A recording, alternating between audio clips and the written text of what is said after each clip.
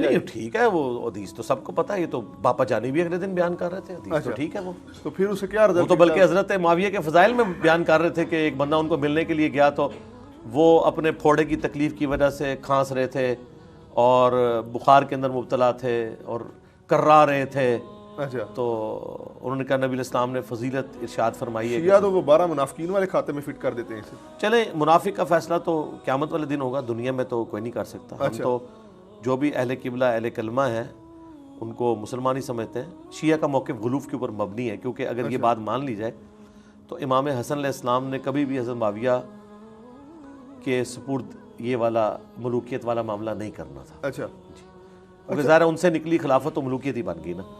تو ظاہر یہ چیز بعید ہے کہ حضرت حسن ابن علی کسی منافق کے حوالے امت کی باغ دوڑ کرتے ہیں. لیکن یہ بعد میں نکلا تھا نا، امام حسن تو مطلب نہیں، لیکن صلح حسن تو ہوگی تھی نا. جی صلح حسن ہو کے حضرت حسن خلافت سے دستبردار ہوئے اور فضیلت بھی انہی کی تھی نا بخاری میں کہ یہ بیٹا سید ہے، اس کی وجہ سے صلح ہوگی. جب بنو عباس نے دوسری صدی ہجری کے اندر حکومت سنبھالی تو انہوں نے اپنی اس دشمنی کے اندر بنو امیہ کے جتنے حکمران تھے نا ان کی لاشوں کو قبروں سے نکال کرنا ٹانگا اور آگ لگائی. لیکن بنو عباس کے لوگوں میں بھی یہ غیرت تھی کہ انہوں نے بنو امیہ کے 2 خلفاء کی لاشیں نہیں نکالی قبروں سے. نمبر 1 سیدنا عثمان ابن عفان اور نمبر 2 سیدنا عمر ابن عبدالعزیز. تو بیچ میں جتنے بھی ہیں نا نام لیے بغیر ساروں کی انہوں نے لاشیں ٹانگی. صرف ایک بندے کی لاش سلامت نکلی تھی، باقی کسی کی لاش بھی سلامت نہیں نکلی، ساروں کے ڈھانچے ہی نکلے تھے. آپ کہتے رہے محمد کے غلاموں کا کفن ویلا نہیں ہوتا، یہ آپ کہانی لوگوں کو بے شک کرواتے رہے. انبیاء والا پروٹوکول غیر انبیاء کے لیے ماننا یہ مشکل کام ہے. ہاں کسی کو مل جائے ولادہ بات ہے، وہ میں بتا بھی دوں گا. بعض لوگوں کو اللہ نے دیا بھی ہے غیر نبی ہونے کے باوجود. تو انہوں نے بھی اتنی رسپیکٹ کی عمر بن عبدالعزیز رحمہ اللہ تعالیٰ کی کہ ان کی قبر سے ان کی لاش کو نہیں نکالا. یہ ہے ملا علی قاری، یہ چمی والا کلپ آیا. ہاں ابتسام لائی ظہیر صاحب کہتے ہیں شاد بھٹی صاحب کو وہ چمی والا کلپ مجھے پتا تھا. جواب دے نا مامو پارٹی، وہ جو چمی میں نے دی تھی تو یا تے چک وڈ ملا علی قاری نو یا چمی دے تو بھی. ہاں یا چمی تے یا چک. اہلا چمی ملا علی قاری کے لیے 10 باتیں لکھی ہیں ملا علی قاری نے. اور ملا علی قاری وہ ہیں 1014 ہجری میں فوت ہوئے.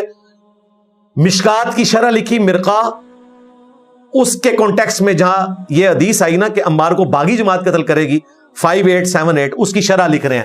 اور ملا علی قاری کی بخشش کے لیے یہی کافی ہے جو انہوں نے لکھ دیا. 10 باتیں انہوں نے لکھی اور ان میں سے آدھی باتیں میں کروں تو یہ میرے اوپر مقدمہ کٹوا دیں گے اور ملا علی قاری کے بارے میں یہ نہیں بولیں گے. اور میرے خیال میں ملا علی قاری نے جو کچھ لکھا بالکل درست لکھا. میرا بھی یہی عقیدہ ہے، بلکہ میں اس سے ایک سٹیپ پیچھے ہی ہوں. انہوں نے تو چھوڑے کچھ نہیں.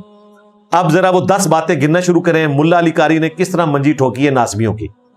نمبر 1، میں کہتا ہوں کہ جب حضرت معاویہ پر واجب تھا کہ وہ اپنی بغاوت سے رجوع کر لیتے، یعنی ان کا کام تھا کہ وہ رجوع کرتے حدیث عمار کی وجہ سے کہ عمار جب شہید ہو گئے تو اب ان کا پہلا کام یہ تھا کہ بغاوت سے رجوع کرتے.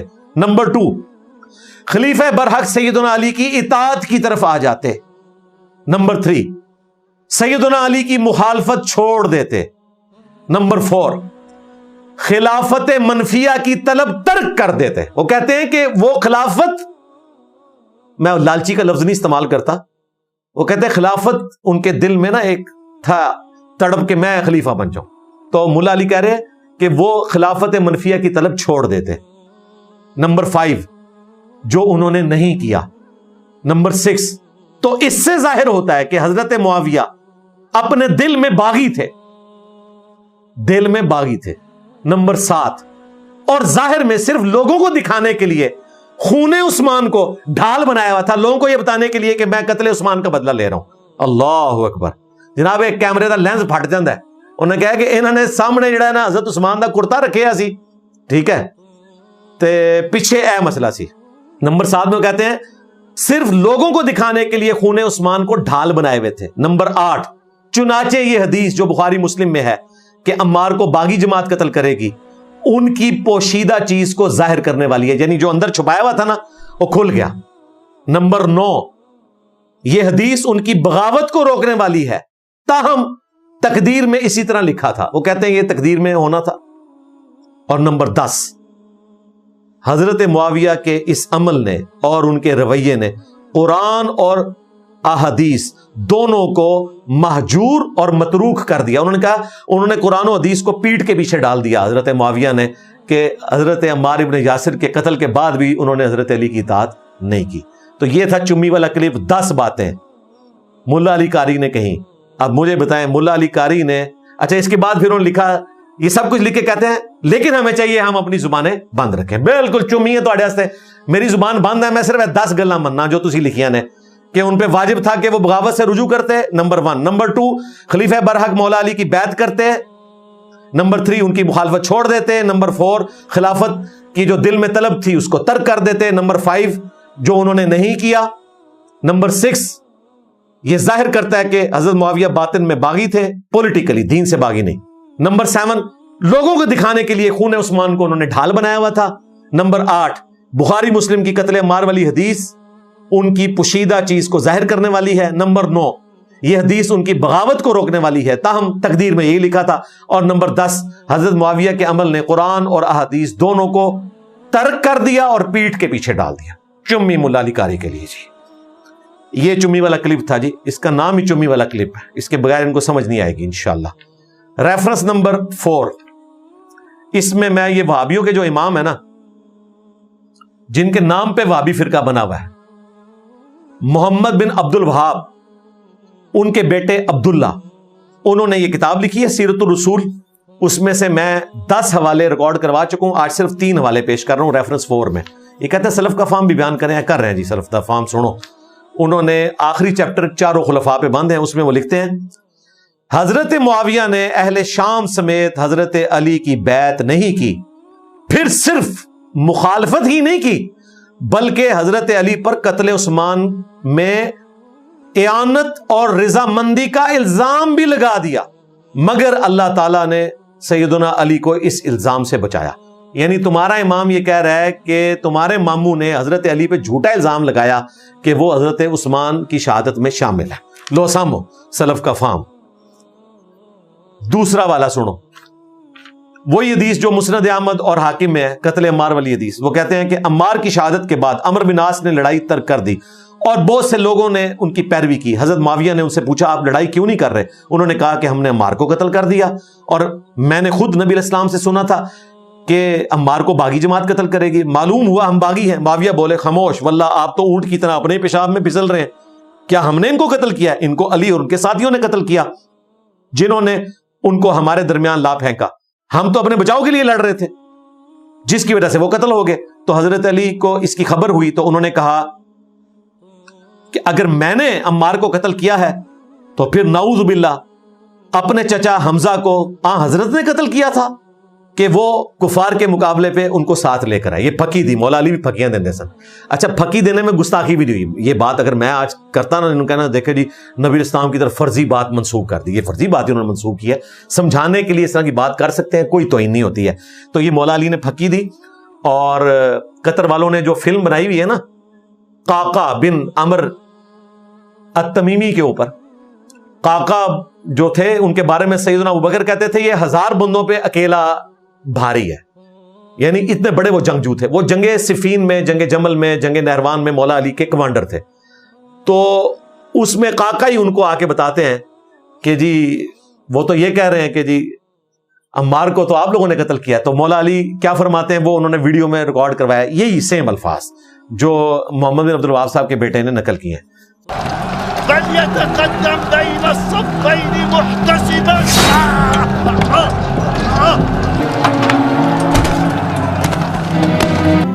أيها الأمير، قتلنا عمار بن ياسر الذي يقول فيه رسول الله صلى الله عليه وسلم تقتله الفئة الباغية. ما بك يا أبا عبد الله؟ أنحن قتلناه؟ لقد قتله من جاء به، لقد قتله من جاء به، لقد قتله من جاء به.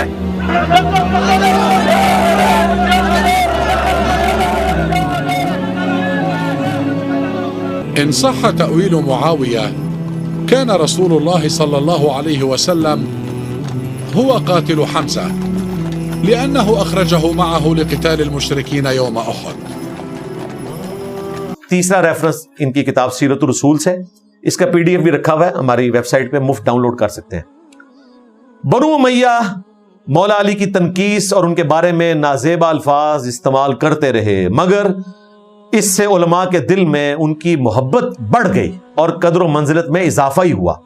عمر بن عبداللہ بن زبیر کہتے ہیں بنو امیہ 60 سال تک مولا علی کو گالیاں دیتے رہے مگر ان کا کچھ بگاڑ نہ سکے، بلکہ ان کی شان پہلے سے بلند ہو گئی.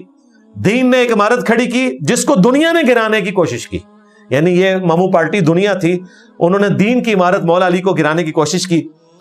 دنیا کچھ نہ بنا سکی مگر جو کچھ بنایا اس کو بھی تباہ و برباد کر دیا، یعنی انہوں نے اپنی دنیا بھی برباد کر لی اور آخرت میں بھی اپنے لیے مشکل کھڑی کر لی. یہ جناب چوتھا ریفرنس تھا. پانچواں ریفرنس یہاں پہ دینا ضروری ہے. اتنی باتیں سن کے لوگ کہیں گے کہ حضرت معاویہ کی حدیثیں پھر کیوں محدثین نے لی ہیں؟ اس لیے کہ وہ صحابی ہیں، رضی اللہ عنہ ہیں، انشاءاللہ جنت میں بھی جائیں گے، نبی علیہ السلام کے ساتھیوں میں شمار ہوتے ہیں. لیکن خلیفہ راشد کے خلاف جو کچھ انہوں نے کیا وہ ایسا معاملہ ہے جس طریقے سے حضرت یوسف علیہ السلام کے بھائیوں نے اپنے بھائی کے ساتھ کیا. وہ تو ڈبل صحابی تھے، حضرت معاویہ تو سنگل صحابی ہیں اور وہ تو نبی کے بیٹے بھی تھے، یہ تو نبی کے بیٹے بھی نہیں ہیں. لیکن آج تک برادران یوسف کی مثال دی جاتی ہے. اس امت میں برادران یوسف جنگ صفین والے نکلے اور اس امت کا یوسف مولا علی تھے. ایسا نہیں کرنا چاہیے تھا. تو قرآن میں جب یہ واقعہ بیان ہوتا ہے تو بعض اللہ کوئی ان کی تنقیص کے لیے بیان نہیں ہوتا، عبرت کے لیے ہوتا ہے. تو ہم بھی عبرت حاصل کر رہے ہیں. ویسے تو آپ کہتے ہیں خلافت واپس لے کے آنی ہے، تو خلافت ختم کس نے کی ہے؟ ان کو بھی تو ایکسپوز کرنا ہے نا پبلکلی آپ نے، پھر خلافت واپس آئے گی. تو لوگ پوچھتے ہیں کہ جی احادیث کیوں لی ہے؟ تو وہ بھی آپ سن لیں. احادیث اس لیے لی ہیں کہ حدیث بیان کرنے میں کوئی صحابی جھوٹا ثابت کبھی نہیں ہوا. اللہ تعالیٰ نے اس دین کی حفاظت کا ذمہ لیا ہوا ہے. اسی وجہ سے امام ابو داؤد نے سنن ابی داؤد میں، یہ پانچواں ریفرنس ہے، 4129 نمبر حدیث کے نیچے لکھا ہے. یہ حدیث انہوں نے حضرت معاویہ سے لی کہ نبی علیہ السلام نے جنگلی جانوروں کی کھال پہننے سے، ریشمی لباس پہننے سے اور سونا پہننے سے منع فرمایا مردوں کے لیے اسپیسیفکلی. حالانکہ اس سے 2 حدیثیں بعد آتا ہے کہ یہ سارے کام ان کے گھر میں بھی ہوتے تھے. اب بڑی عجیب بات ہے کہ ایک بندہ حدیث بھی بیان کر رہا ہے اور خود اس کے گھر میں وہی سارے کام ہو رہے ہیں. تو یہ حدیث امام ابو داؤد نے لی 4129، اور ابن سیرین تابعی المتوفى 110 ہجری ان کا قول نقل کیا کہ ابن سیرین کہا کرتے تھے وَقَانَ مُعَاوِيَةَ لَا يُتَّهَمُ فِي حَدِيثِ رسول اللہ صلی اللہ علیہ وآلہ وسلم. معاویہ کا جہاں تک تعلق ہے حدیث بیان کرنے میں ان پہ کوئی تہمت نہیں ہے. یعنی ان کے باقی معاملات میں ایسی باتیں موجود ہیں، میں نے کافی ساری بتا دی آپ کو بخاری مسلم سے، لیکن حدیث کے معاملے میں کبھی انہوں نے کوئی ایسی بات نہیں کی. یہی وجہ ہے کہ اپنے دور ملوکیت میں باوجود اس کے کہ وہ بہت کچھ کر سکتے تھے، مولا علی کے خلاف کوئی حدیث انہوں نے نہیں کھڑی. اللہ تعالیٰ نے اس دین کی حفاظت کا ذمہ لیا ہوا ہے. اسی لیے کہا جاتا ہے الصحابۃ کلہم عدول، صحابہ روایت حدیث میں سب کے سب عادل ہیں. ہاں ان کے اپنے اعمال میں کوئی مسئلہ ہو سکتا ہے، لیکن نبی علیہ السلام کی طرف کوئی غلط بات منسوب نہیں کریں گے. اور یہ بات سمجھ آتی ہے، آج بھی دنیا کا گناہگار سے گناہگار شخص خود سے حدیث بیان کر کے نبی علیہ السلام کی طرف منسوب نہیں کرے گا، چاہے وہ نماز بھی نہ پڑھتا ہو. تو صحابہ کرام جو نبی علیہ السلام کی صحبت میں رہے، بعض کم رہے بعض زیادہ رہے، وہ کیسے گمان کر سکتے ہیں کہ نبی علیہ السلام کی طرف کوئی بات منسوب کر دیں؟ جبکہ بخاری مسلم میں مولا علی سے یہ روایت ہے، نبی علیہ السلام نے فرمایا دیکھنا میری طرف کوئی حدیث منسوب نہ کرنا، جس نے میری طرف کوئی بات ایسی منسوب کی جو میں نے نہیں فرمائی وہ اپنا مقام جہنم میں دیکھ لے. اور بخاری مسلم میں ایک اور حدیث ہے، جنگ صفین سے واپسی پر نہروان کی طرف جاتے ہوئے مولا علی نے خوارج کے خلاف قتال کے لیے اپنے فوجیوں کا مورائل بلند کرنے کے لیے حدیث بیان کی کہ خوارج کے خلاف قتل کرنے والے لوگ مخلوق کے بہترین لوگ ہوں گے. اس کے سٹارٹ میں بھی کہا میں آسمان سے زمین پر گر پڑوں یہ تکلیف گوارا ہے، مگر یہ گوارا نہیں کہ میں رسول اللہ کی طرف کوئی ایسی بات منسوب کروں صلی اللہ علیہ وآلہ وسلم جو میں نے خود نہ سنی ہو. اس کے بعد مولا علی نے حدیث بیان کی. یعنی مولا علی یہ کہتے ہیں کہ جب تک میں خود نہیں سنوں گا میں حضور کی طرف حدیث بیان نہیں کروں گا. آسمان سے زمین پر گر پڑو، یہ عذاب کم ہے، لیکن جھوٹی حدیث کا عذاب زیادہ ہے۔ اسی لیے صحیح مسلم میں ایک طریق میں یہاں تک آتا ہے، نبی الاسلام نے فرمایا کہ میری طرف بات منسوب کرنا ایسا نہیں ہے جس طرح تم عام ایک دوسرے کی طرف منسوب کرتے ہو، میری طرف منسوب کی سیدھا جہنم میں جاؤ گے۔ یہ بڑا کرٹیکل معاملہ ہے، اس لیے حدیث کے معاملے میں احتیاط کرنی چاہیے۔ صحیح مسلم میں حدیث ہے، آخری زمانے میں کذاب اور دجال پیدا ہوں گے، تم سے ایسی ایسی حدیثیں بیان کریں گے جو تمہارے آباء و اجداد نے نہیں سنی ہوں گی۔ آباء و اجداد سے مراد جاہل آباء و اجداد نہیں، اہل علم۔ اور امام مسلم اسی لیے صحیح مسلم لکھ رہے تھے، اور وہ یہ حدیث مقدمے میں لے کر آئے کہ چونکہ لوگوں نے حدیثیں گھڑنی شروع کر دی ہیں، تو نبی اسلام نے فرمایا تھا کذاب اور دجال آئیں گے، جھوٹی حدیثیں بیان کریں گے، ان سے بچنا، کہیں تمہیں گمراہ نہ کر دیں، فتنے میں مبتلا نہ کر دیں۔ تو میں یہ جمع کر رہا ہوں۔ پھر سورۃ الحجرات کی آیت انہوں نے کوٹ کی، یا ایھا الذین آمنوا ان جاءکم فاسق بنبأ فتبینوا، اے اہل ایمان اگر کوئی فاسق خبر لے کر آئے تو اس کی تحقیق کر لیا کرو، کہیں تم لا علمی میں کسی قوم کو نقصان نہ پہنچا بیٹھو اور بعد میں شرمندہ ہو جاؤ۔ امام مسلم نے اس آیت کو سورۃ الحجرات کی دلیل بنایا ہے کہ حدیث کے معاملے میں تحقیق کرنا ضروری ہے، لہٰذا ہم ہر چیز ریفرنس کے ساتھ بیان کرتے ہیں۔ اب جس نے حکمرانوں کی لکھوائی ہوئی تاریخ سے دین بنانا ہے وہ ضرور بنائے، ہم تو صحیح الاسناد احادیث کی روشنی میں اور سب سے بڑھ کر قرآن پاک کی روشنی میں اپنا مقدمہ عوام الناس کی عدالت میں رکھتے ہیں۔ پوائنٹ نمبر 4 وہ ہے 2812، جو ہمارے جو حضرت معاذ اللہ ہیں، ہشام الہی ظہیر صاحب حفظہ اللہ تعالی، وہ ان کے اعصاب پہ ایسی سوار ہے، وہ کہتے ہیں ایک حدیث گھڑی ہوئی۔ یہ مرزا جہلمی چھپا ہوا رافضی اہل سنت کا لبادہ اڑا ہوا وہ بدبخت ہر وقت ہر ٹائم اس خاندان کے اوپر حملہ آور، اس خاندان کی توہین و تشنیع کرنا۔ ایک حدیث گڑی ہوئی ہے، ایک حدیث گڑی ہوئی ہے، ایک حدیث گڑی ہوئی ہے، یعنی مفہوم گڑا ہوا ہے۔ حدیث تو درست ہے، کہتا ہے عمار کو فیا باغیہ قتل کرے گا، وہ عمار کو جہنم کی طرف بلاتا ہوگا، معاذ اللہ، وہ عمار کو جہنم کی طرف بلاتا ہوگا۔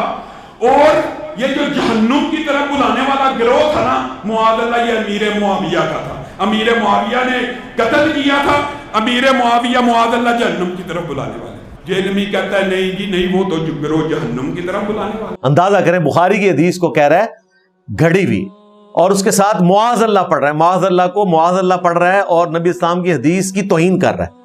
پھر کہتا ہے نہیں گھڑی ہوئی نہیں، مفہوم گھڑا ہوا ہے کہ نبی اسلام نے فرمایا عمار کو فیا باغیہ قتل کرے گا۔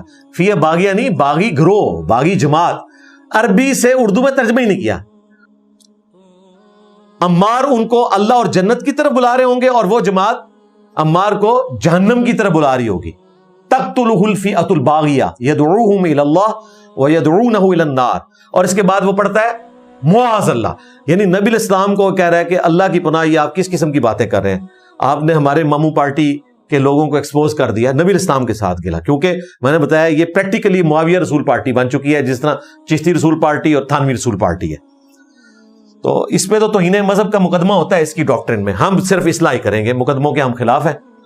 تو بھائی یہ جو بخاری مسلم کی حدیث ہے، یہ متواتر حدیث ہے بخاری اور مسلم کی، تقتلہ الفئۃ الباغیہ 2812، بخاری میں اس کا نمبر 2812 ہے، اور صحیح مسلم میں اوپر تلے 5 طرق اس کے آئے ہیں۔ سیدہ ام سلمہ سے یہ حدیث روایت ہوئی ہے، اور ابو سعید خدری رضی اللہ تعالیٰ عنہ سے ہوئی ہے، عبداللہ ابن عباس رضی اللہ تعالیٰ عنہ سے ہوئی ہے، خود عمر بن عاص رضی اللہ تعالیٰ عنہ نے بھی اس حدیث کو روایت کیا ہے۔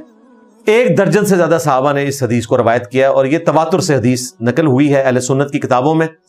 اور ہمارے استاد شیخ زبیر علی زئی رحمہ اللہ نے باقاعدہ ویڈیو میں نے ریکارڈنگ کی ہے، میں ساتھ بیٹھا ہوں، انہوں نے اس حدیث کو بیان کیا اور کہا کہ بالکل ایسا ہی تھا، اور انہوں نے کہا کہ ابو الغادیہ شامی جو صلح حدیبیہ کے صحابی تھے، ان سے یہ غلطی ہوئی، انہوں نے شہید کیا تھا۔ عمار بن یاسر رضی اللہ عنہ کو رسول اللہ صلی اللہ علیہ وسلم نے فرمایا تھا کہ تمہیں ایک باغی گروہ قتل کرے گا۔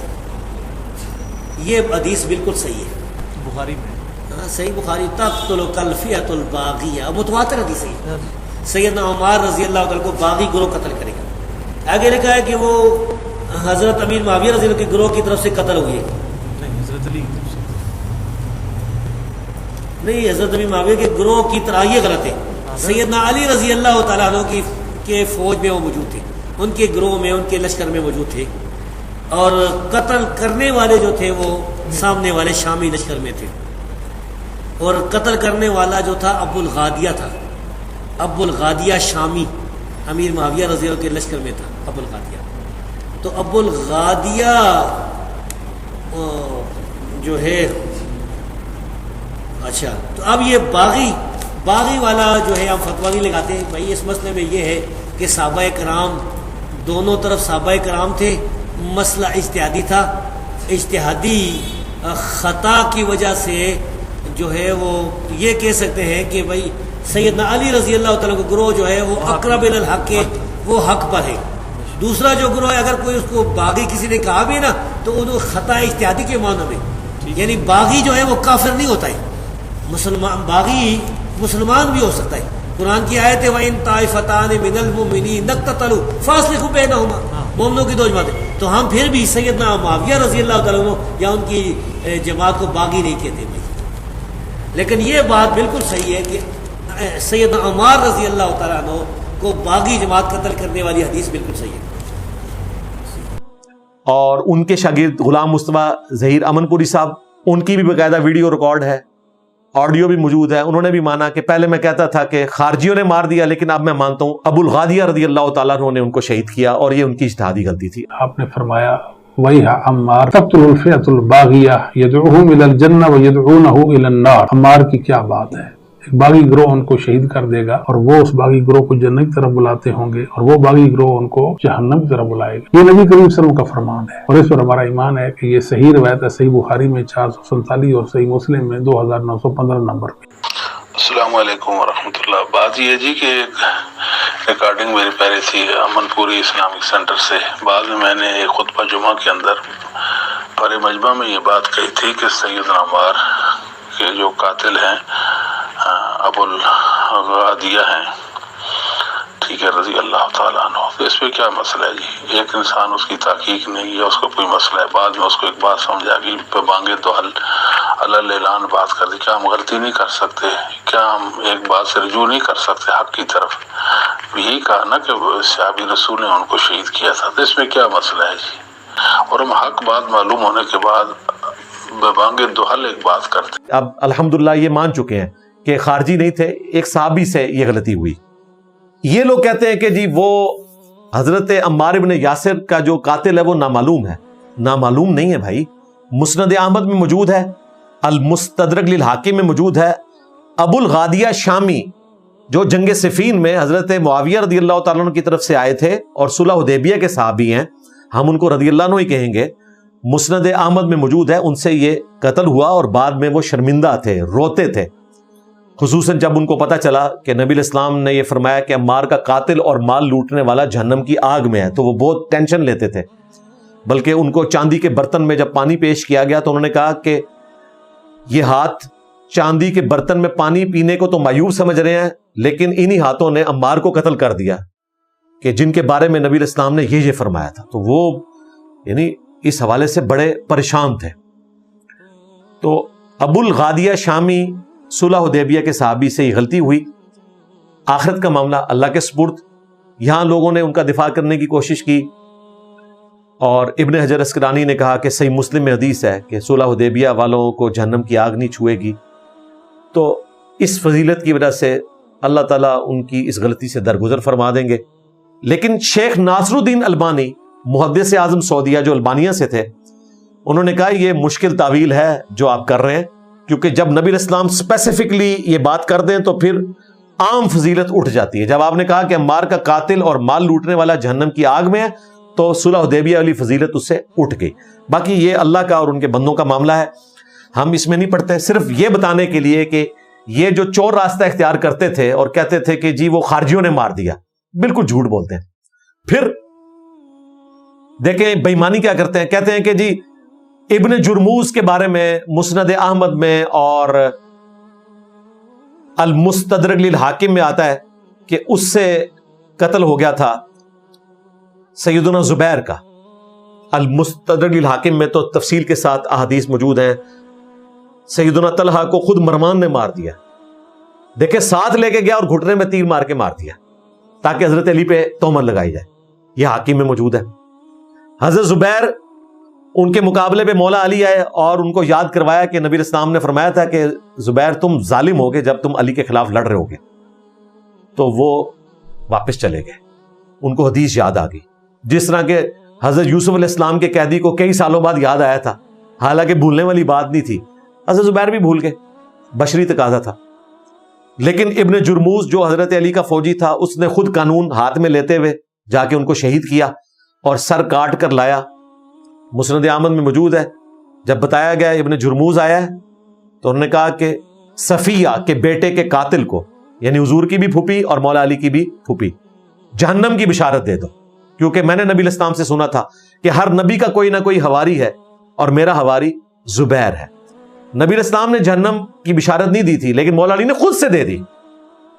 تو یہ حضرت معاذ اللہ اس حدیث کی بنیاد پہ کہتا ہے کہ ابن جرموز کی وجہ سے مولا علی کی ساری جماعت تو جہنمی نہیں ہوئی نا.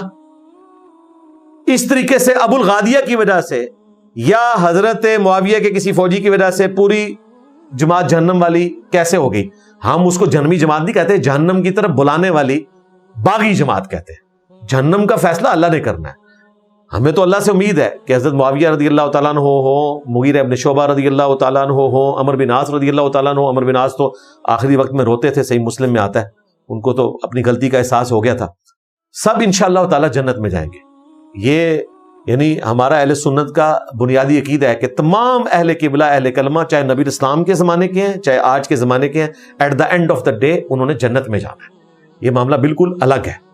لیکن دو باتوں کو مکس کرتے ہیں روند ڈالنے کے لیے. یہ حضرت معاذ اللہ کہتا ہے کہ ابن جرموز کی وجہ سے مولا علی کی ساری جماعت کنڈیم نہیں کی جا سکتی, تو ابو الغادیہ کی وجہ سے یا اس کے بقول کسی خارجی کی وجہ سے جو حضرت معاویہ کا فوجی تھا ان کی پوری جماعت. اور بھائی نبی علیہ السلام نے جماعت کو کہا ہے, یہاں تو واحد کے سیغے میں ہے کہ صفیہ کے بیٹے کا قاتل, اس کی جماعت نہیں.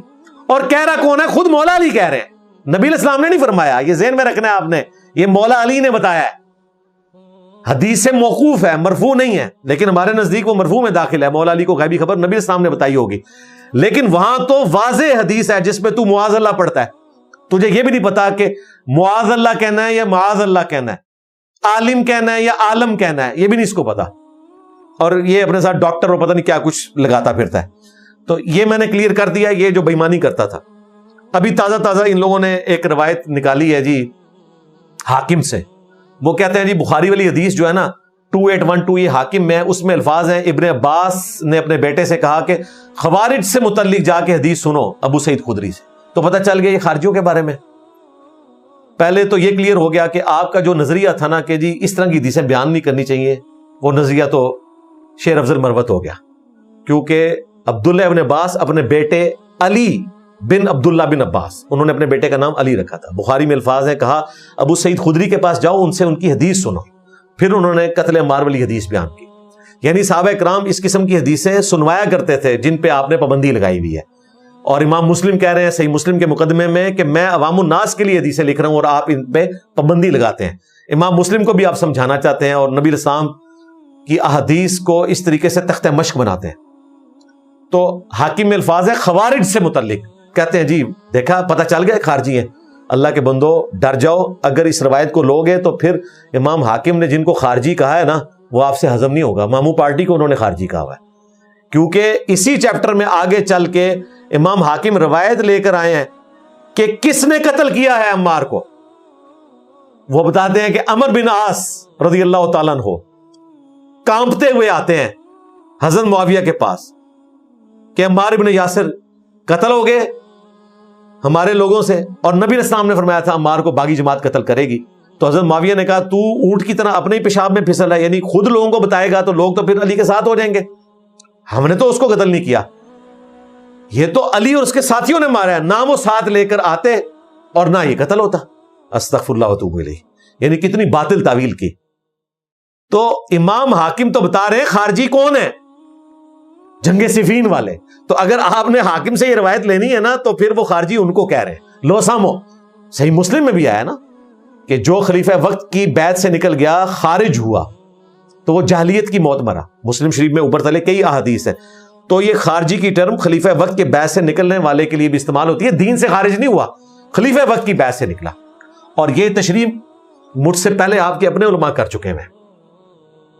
صفی الرحمان مبارک پوری جنہوں نے الرحیق المختوم لکھی ہے, سیرت کے اوپر بک, جسے سب سے بڑا ایوارڈ ملا تھا سعودی عرب میں, 2005 میں فوت ہوئے, اور اہل حدیث ان کو بڑی عزت کی نگاہ سے دیکھتے ہیں, انڈین اسکالر تھے. انہوں نے ابن حجر اسقلانی کی جو کتاب ہے بلوغ المرام, اس کی شرح لکھی ہے. اس میں انہوں نے باقاعدہ لکھا کہ حضرت معاویہ کی جو جماعت تھی اس نے بغاوت بھی کی اور یہ خلیفہ وقت کی بیعت سے خارج بھی ہوئے. انہوں نے ترجمہ کرتے وقت اس عربی شرح کا مطلب ہی بدل دیا. ہم دونوں لگائیں گے, اوریجنل ترجمہ بھی لگائیں گے اور جو انہوں نے بدل دیا وہ بھی لگائیں گے. اندازہ کریں یہ اپنے علماء کے تراجم پبلک کے سامنے پیش نہیں کر سکتے. اور ارشاد الحق عصری صاحب نے, جن کو یہ بہت بڑا محدث کہتے ہیں, انہوں نے باقاعدہ نظر ثانی کی ہوئی ہے. جب میری ویڈیو چڑھی تو انہوں نے کہا جی اتنے بڑے محدث کی انہوں نے تحقیر کر دی. تو محدث صاحب توبہ کریں نا کہ آپ نے صفی الرحمان مبارک پوری صاحب نے جو لکھا اس میں تعریف کر دی ہے ترجمے میں. عربی میں کچھ اور لکھا ہوا ہے, خارجی اور باغی لکھا ہوا ہے, آپ نے ترجمے میں بدل دیا. آپ ایسا کریں کہ آپ کہیں کہ ہمیں اختلاف ہے. تو صفی الرحمان مبارک پوری کا وہی نظریہ تھا جو بخاری مسلم سے ثابت ہوتا ہے. تو اگر آپ حاکم سے روایت لیں گے خارجیوں سے متعلق, تو یہاں پھر خارجی سے مراد جنگ صفین والے ہیں. اور یقیناً اگر آپ لغت میں دیکھیں تو وہ خارجی ہیں, اصطلاح میں خارجی ہیں نہروان والے, لیکن لغت میں جو بھی خلیفہ برحق کے خلاف کھڑا ہو وہ خارجی ہے. اس حوالے سے صفی الرحمان مبارک پوری نے صحیح لکھا. اور میرا یہ دعویٰ ہے کہ جو شرح میں بیان کرتا ہوں ان کے علماء نے وہی شرح لکھی ہے. ان کو تکلیف یہ ہے کہ میں نے عوام الناس تک وہ بات کیوں پہنچا دی. الحمدللہ حق بالکل واضح کر کے میں نے ان کے سامنے رکھ دیا. اب اینڈ پہ میں 5 ریفرنس پنجتن پاک کی نسبت سے, حق 4 یار کی نسبت سے 4 علمی پوائنٹ بیان کیے. اب میں چوتھے علمی پوائنٹ میں یہ 5 حوالوں پہ یہ گفتگو کو انکلوڈ کرتا ہوں. باقی آپ ریسرچ پیپر پڑھ لیجئے گا. ابھی تو میں نے آپ سمجھ لیں 100واں حصہ بیان کیا ہے, ورنہ کئی گھنٹے اور لگ جاتے ہیں. لیکن انشاءاللہ یہ ویڈیو دماغ کھولنے کے لیے کافی ہوگی انشاءاللہ تعالی. 5 ریفرنسز, یہ کہتے ہیں نا سلف کا فام بیان کریں. اب آپ سلف کا فام سننا شروع کریں. پہلا ریفرنس مناقب ابی حنیفہ پر کتاب لکھی ہے ایک حنفی اسکالر نے, آج سے آلموسٹ 1100 سال پہلے. امام ابو محمد حارثی المتوفا 340 ہجری, انہوں نے امام ابو حنیفہ کے مناقب جمع کیے ہیں 1100 سال پہلے. دیوبندی چھاپ رہے ہیں, عربی میں بھی اردو میں بھی, اس کی کمائی کھا رہے ہیں. میں نے جب ریفرنس پیش کیا تو مفتی عبد الواحد قریشی صاحب ناراض ہو گئے. ہمارے جو اسٹوڈنٹ ہیں یاسر عباس بھائی, انہوں نے ان کو آڈیو بھیجی کہ انجینئر صاحب تو بہت کم بیان کر رہے ہیں, دیکھیں آپ انجینئر صاحب پہ مقدمہ کٹوا رہے تھے سارے وہابی مل کے کہ جی انجینئر صاحب نے کہا کہ اگر میں جنگ صفین کے زمانے میں ہوتا تو مولا علی کا ساتھ دیتا. یقیناً میں ان کو برحق سمجھتا ہوں. یہ کہتے ہیں جی آپ صلح کیوں نہ کرواتے؟ میں صلح کیوں کرواتا؟ قرآن میں آیا کہ جو گروہ باغی ہو جائے آپ نے اس کے خلاف قتال کرنا ہے. پہلے صلح کی کوشش ہوگی, بعد میں قتال تو ہو گیا. صلح کی کوششیں تو مولا علی کر چکے تھے. تو اس نے کہا یہ بات تو امام حنیفہ نے بھی فرمائی ہے اور آپ حرام کی کمائیاں کھا رہے ہیں. پہلے تو وہ سنتا رہا, بعد میں وہ تپ گیا اور اس نے گالیاں نکالنا شروع کر دی. وہ آڈیو بھی میں انشاءاللہ یاسر بھائی کی لگا دوں گا. وعلیکم السلام ورحمۃ اللہ وبرکاتہ. مفتی صاحب, اصل بات یہ ہے کہ یہ جو کتاب ہے نا یہ مرزا صاحب نے پرنٹ نہیں کیا, پہلے تو یہ بات. سر جی دوسری یہ بات ہے کہ اس کتاب سے جو پرنٹ کر رہے ہیں, جو اس کو سیل کر رہے ہیں, جو اس کتاب سے پیسے کما رہے ہیں, وہ بھی مرزا صاحب کے پاس پیسے نہیں آ رہے, وہ بھی احناف لے رہے ہیں. ٹھیک ہے, آپ اس اپنی ویڈیو میں کہیں کہ یہ اس کتاب چھاپنے والے کتاب کو جو یہ اس کو سیل کر کے پیسے لے رہے ہیں, جن کے پاس یہ پیسے جا رہے ہیں, یہ سارے کے سارے رافضی ہیں. انہوں نے امام ابو حنیفہ پر جھوٹ باندھا ہے. تو یہ آپ ویڈیو میں بات کریں. اس طرح وائس سے کیا ہوتا ہے؟ یہی جو باتیں آپ کر رہے ہیں نا, اس کی مولوی سے ہمارا کیا واسطہ؟ اسی مولوی کے بارے میں آپ بات کریں میڈیا پہ تو ہم آپ کو مانیں گے. باقی آپ بہادر ہیں, واقعی آپ دلیر ہیں. تو مفتی صاحب اس طرح بات نہ کیا کریں. یہ تو آپ کہانی کروائیں اپنے عوام کو کہ اوپر سے اس بندے کو مانا ہوا ہے اور نیچے پبلک کو کہانی کروا رہے ہیں کہ ہمارے اس بندے سے واسطہ ہی نہیں. کتاب آپ لوگ چھاپ رہے ہیں, ترجمے آپ لوگ کر رہے ہیں اس کتاب کے, اور اس کتاب کی پرنٹ کر کے اس کو سیل کر کے پیسے بھی لے رہے ہیں. تو یہ تو دگلی پالیسی ہوئی نا کہ باہر سے اس سے پیسے کماؤ, اس کتاب کو اپنا کتاب مانو, اور اندر سے کہہ دو اس کتاب سے ہمارا واسطہ نہیں ہے. تو یہ کہانی کروانا بند کریں. مفتی صاحب یہ جو جملے آپ نے وائس کر کے اس بھائی کو بھیجے نا، یہی جملے آپ ہمیں بتائیں ویڈیو میں کہ میرا اس کتاب لکھنے والے سے کوئی تعلق نہیں، اور جو اس کتاب کو جس نے لکھا وہ رافضی، اس کے بعد جس نے یہ کتاب لکھا اور جس نے امام ابو حنیفہ کی طرف جھوٹ منسوب کیا وہ یعنی بدگمان شخص. یہ الفاظ آپ استعمال کریں، جو آپ مرزا صاحب کے بارے میں الفاظ استعمال کرتے ہیں نا، وہی الفاظ آپ اس مولوی کے بارے میں استعمال کریں ویڈیو میں، تو پھر ہم دیکھتے ہیں کہ آپ کا کیا حشر کرتے ہیں علماء دیوبند. ٹھیک ہے بیٹا، انہیں کہو زیادہ بک بک کرنے کی ضرورت نہیں ہے، بات کرنی ہے تو امام حنیفہ ثابت کرو. احناف میں بھی تمہاری طرح کوئی 2 نمبر ہوں گے نا، کسی نے چھاپی ہے، کسی نے کمایا، کسی نے نہیں کمایا، کیا کیا ہے کیا نہیں کیا، وہ جانو اور تم جانو. ہم سے بات کرنی ہے، ہمارے امام کا نام لینا تو ہمارے امام کی کتاب دکھاؤ، اللہ اللہ اور خیر سلام. اگر ہمارے امام کی ڈائریکٹ کتاب نہیں ہے یا اس کے شاگرد کی نہیں ہے تو پھر اپنے ابا کو اپنے جیب میں رکھو.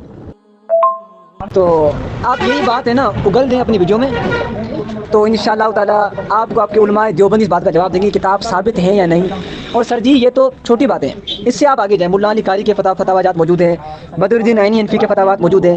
کس کس سے آپ جان چھڑائیں گے مفتی صاحب؟ آپ سب کو کہیں گے کہ یہ چیزیں بنی ہوئی ہیں، اینڈ آپ نے 2 نمبر باتیں کی ہیں. تو میرے بھائی یہ کوئی علمی بات نہیں ہے، یہ اپنے عوام کو کوئی اور کہانی کروانی ہے اور دوسروں کے سامنے کوئی اور رویہ رکھنا ہے. تو اب عوام لکھ پڑ چکی ہے مفتی صاحب، اس کا یہ کہانی آپ کیا نہیں چلے گی. آپ یہ نہیں جو جملہ بیان کیا ہے کہ یہ کتاب ثابت نہیں، یہ 2 نمبر ہے، تو یہی آپ کیمرے میں یہ بات اگل دیں تو ہم کہیں گے چلیں ٹھیک ہے آپ مفتی صاحب آپ ٹھیک ہیں، ہم اس سے رجوع کرتے ہیں. ٹھیک ہے مفتی صاحب. بک بک کرتے ہیں چوہے کے بلی کی طرح، بھیگی بلی بن کے اندر جاتا ہے. یہ دیکھو باہر نکل، شرم نہیں آتی ان بے غیرت انسانوں کو، بے حیا کو. اس مرزے کو بل میں چھپا کے بٹھایا ہوا ہے، اس میں غیرت نام کی کوئی چیز ہے تو وہ آئے نا علماء حق کے سامنے. اس میں امام حنیفہ کا قول موجود ہے کہ جانتے ہو اہل شام ہم سے کیوں بغض رکھتے ہیں. اس کے پیچھے ریزن یہ ہے کہ ہمارا یہ عقیدہ ہے کہ اگر ہم مولا علی کے زمانے میں ہوتے تو جنگ صفین میں ہم مولا علی کے ساتھ مل کر حضرت معاویہ کے خلاف قتال کرتے. یہ امام حنیفہ فرما رہے ہیں، اور یہ کہہ رہے ہیں انجینئر صاحب پہ ہم 295A کٹوائیں گے. انہوں نے توہین کر دیا اور کہتے ہیں کہ جی انجینئر صاحب اس زمانے میں تو ہے ہی نہیں ہے، تو پھر اس طرح کی باتیں کیوں کر رہے ہیں. بھائی یہ سمجھانے کے لیے بات کی جاتی ہے. آپ تو نعتیں لکھتے ہیں اس زمانے میں ہوتا تو قدموں سے لپٹتا، تو یہ کرتا تو وہ کرتا. تو یہ ہم نے اس زمانے کی بات کی ہے. اس زمانے پہ ہوتے تو پھر ہم بھی پھر صحابی تو ہوتے نا کم از کم، اور آپ 1300-1400 سال بعد ہمارے بارے میں بول بھی نہیں سکتے تھے.